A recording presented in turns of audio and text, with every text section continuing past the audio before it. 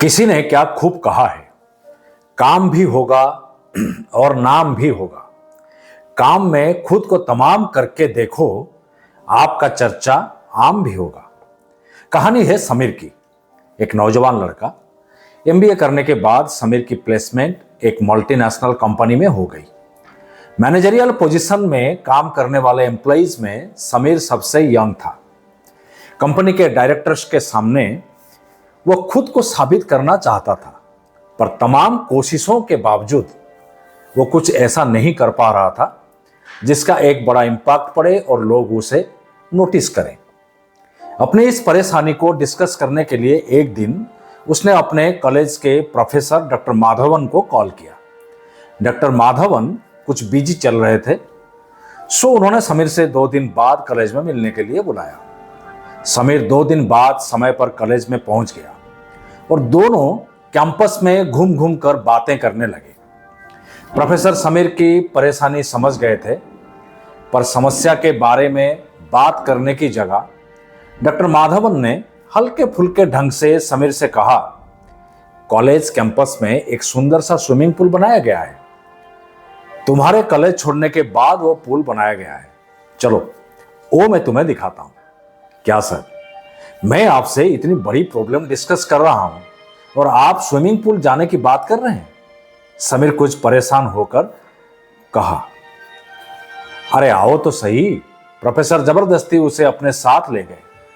दोपहर का समय था, पूल बिल्कुल खाली था, पूल का पानी बिल्कुल शांत। डॉक्टर माधवन बोले, चलो एक गेम खेलते हैं। गेम यह है कि हमें इस पूल में हलचल पैदा करनी है। देखते हैं कौन अधिक हलचल पैदा कर सकता है।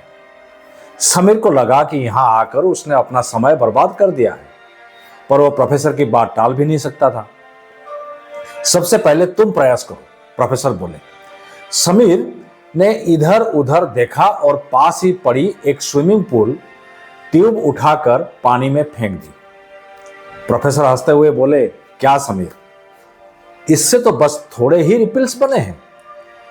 क्या आपने प्रयासों से तुम बस इतनी सी हलचल पैदा कर सकते हो? यह सुनकर समीर थोड़ा गुस्से में आ गया और झट से साइड में पड़ी एक चेयर उठाई और पानी में फेंक दी। डॉक्टर माधवन मुस्कुराते हुए बोले, अच्छा है, यह प्रयास पहले वाले से बेहतर है। देखो, इस बार का इंपैक्ट पहले से ज्यादा है और इसकी लहरें भी दूर दूर तक गई है। ठीक है सर, तो क्या अब हमें यहां से चलें? समीर बोला। प्रोफेसर फौरन जवाब दिया, नहीं, अभी खेल खत्म नहीं हुआ है। क्या तुम एक और प्रयास करना चाहोगे? जो भी हो रहा था उससे समीर खुश नहीं था। वो खींचते हुए बोला, नहीं सर, अब यहां और कुछ नहीं पड़ा है जो मैं इस पूल में फेंकूं। क्यों नहीं आप ही कोई प्रयास करके देख लेते? अगले ही पल प्रोफेसर अपने कपड़े उतारने लगे और दौड़कर पानी में एक छलांग लगा दी। छपाक की आवाज के साथ पानी में हलचल ही हलचल मच गई। समीर भौंचक्का था। उसे ऐसा कुछ होने की उम्मीद ही नहीं थी। कुछ समझे समीर? प्रोफेसर पानी से निकलते हुए बोले जा रहे थे। ये स्विमिंग पूल दरअसल हमारे एरिया ऑफ वर्क को दर्शाता है और अगर हमें इसमें मैक्सिमम इंपैक्ट डालना है तो अपने काम से पूरे सिस्टम में हलचल पैदा करना है और उसके लिए हमें उस काम में डूबना पड़ेगा। हमें उसमें अपना सब कुछ लगा देना होगा। आधे मन से और छोटे छोटे प्रयास तो हर कोई कर लेता है, पर अगर हमें लोगों की ध्यान अपनी ओर आकर्षित करना है तो हमें जी जान से अपना काम को सर्वश्रेष्ठ बनाना होगा। तब ये दुनिया हमें नोटिस किए बिना नहीं रह पाएगी। समीर डॉक्टर माधवन की बात को अच्छी तरह से समझ चुका था।